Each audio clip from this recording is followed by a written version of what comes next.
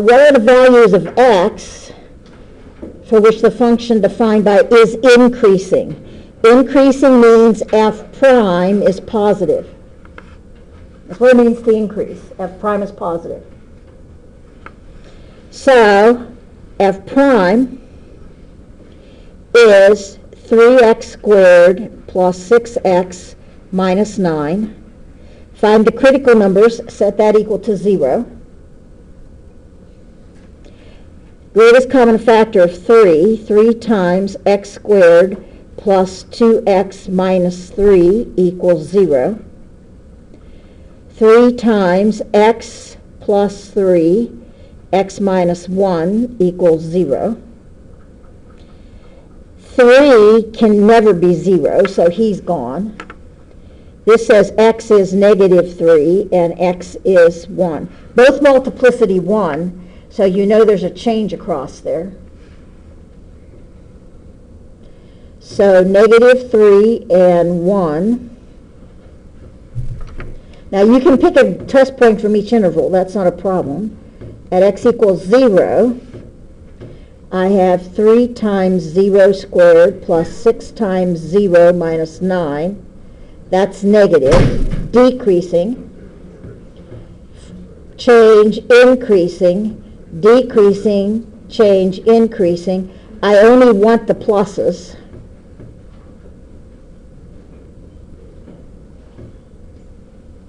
Because that tells me increase.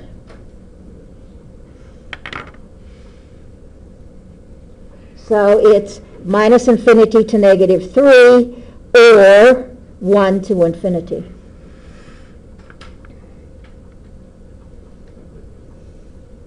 Any questions?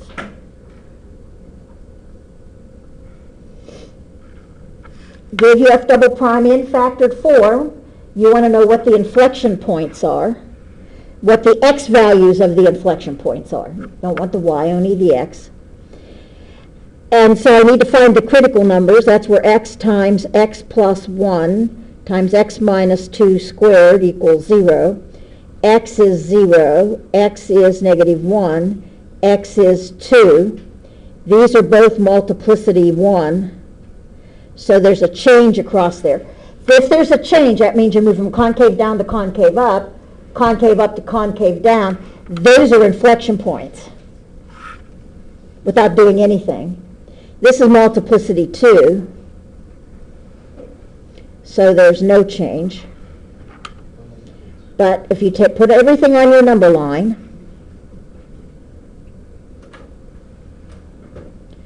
and there's no change, pull a test point, my second favorite. So 1 times x plus 1 times x minus 2 squared would be, well, I forgot to put that, that's an x. 1 times 1 plus 1 times 1 minus 2 squared, that's positive. No change, negative. Negative, positive, positive, negative. That's concave down, concave up, concave up, concave down. No change. So my two inflection points are negative 1 and 0.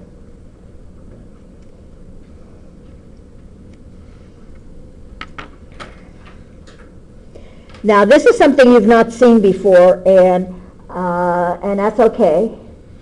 So we can go through it together. This is the graph of f prime. Not f, but f prime. And it said, do we have one relative maximum, two relative minimum, and you're looking at that, how do I know? How do we operate with f prime? We find the critical numbers, put them on the number line, and then pull test points, right? But now I'm going to read f prime off of a graph. Here is a critical number right here. Why? Because this is where f prime equals 0. Here's another critical number right here, because this is where f prime equals 0. Here's a third critical number there, That's where f prime equals 0. So if I were to look at my number line, I'd have a critical number here, critical number here, critical number here.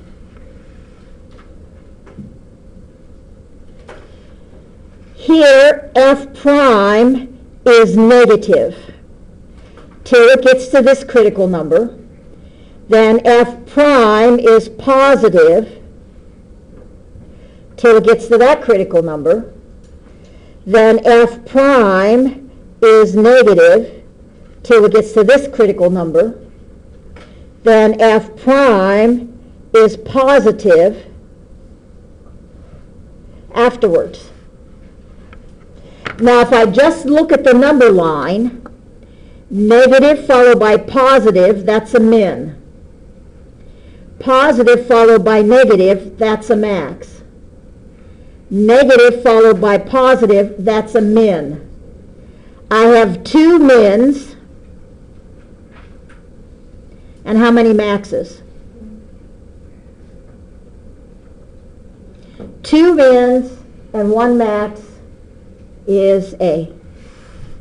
This is the graph of f prime. When f prime equals 0, that was your critical number. F prime negative means f is increasing or decreasing. F prime positive means f is increasing. F prime negative means f is decreasing. F prime positive means f is increasing. That's the graph of f prime. That's how you read the graph of f prime.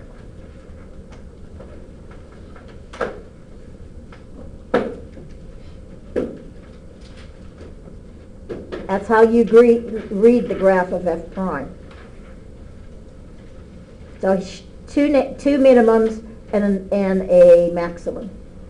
And see, all I did was interpret that to the number line we know and love so well. And because we're putting in test points, we're actually interpreting that graph.